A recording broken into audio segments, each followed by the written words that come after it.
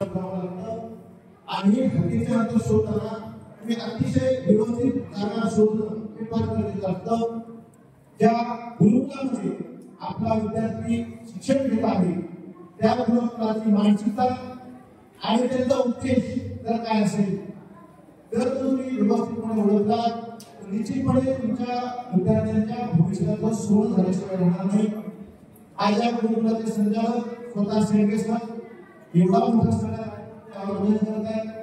आम्हाला मान्यवरांना तुम्ही भेटे वगैरे परंतु स्वतः या कार्यक्रमाचं चित्रसंकलन ते स्वतः करत आहेत. या प्रत्येक गोष्टीची बारीक सारीक गोष्टींची ते स्वतः आपले काळजी घेतात. त्या सगळ्या गोष्टी शोधतात, नागरिकता शोधतात.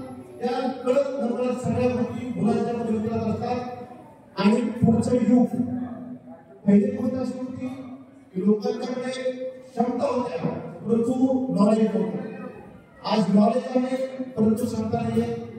पुढचा काळ त्यांच्याकडे कौशल्य असेल त्यांचाच काळ आहे आणि म्हणून नॉलेज जर तुम्हाला पाहिलं एआयच्या माध्यमातून तुम्हाला घर बसल्या एका क्षणाला जी पाहिजे ती माहिती तुम्हाला मिळू शकते.